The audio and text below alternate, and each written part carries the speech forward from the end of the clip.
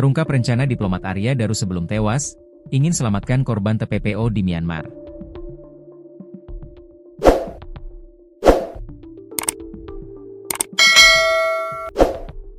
Sebelum ditemukan tewas, ternyata diplomat Arya Daru memiliki rencana dan misi penyelamatan luar biasa.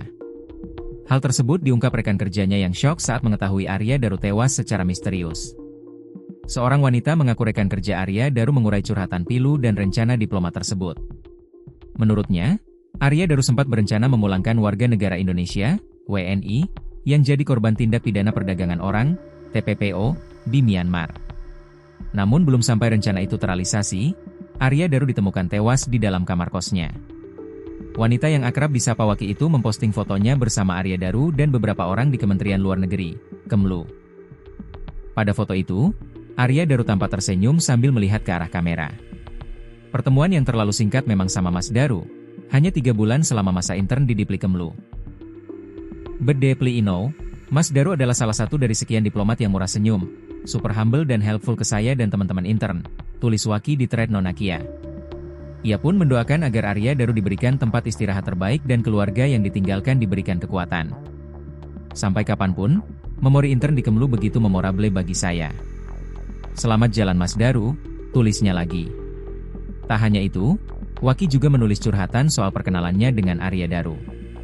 Waki kenal Mas Daru karena satu direktorat yang sama waktu itu tahun 2017, Direktorat Diplomasi Publik. Sekarang beliau di Direktorat Perlindungan WNI, kata dia.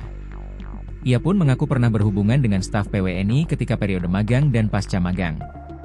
Karena butuh wawancara langsung untuk penelitian kualitatif skripsi Waki, tentang pembebasan ABK yang ditangkap Abu Sayyaf.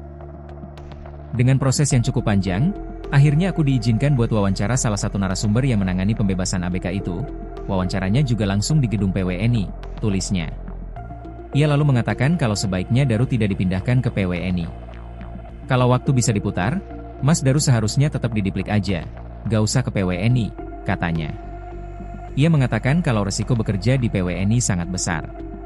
PWNI resikonya berat, kartel dan mafia perdagangan manusia itu nyata adanya, gak cuma sekedar bahan bacaan saat ku kuliah atau yang ku tonton di film, tulis Waki lagi. Ia juga mengatakan kalau Arya Daru seharusnya minggu ini memulangkan korban TPPO dari Myanmar.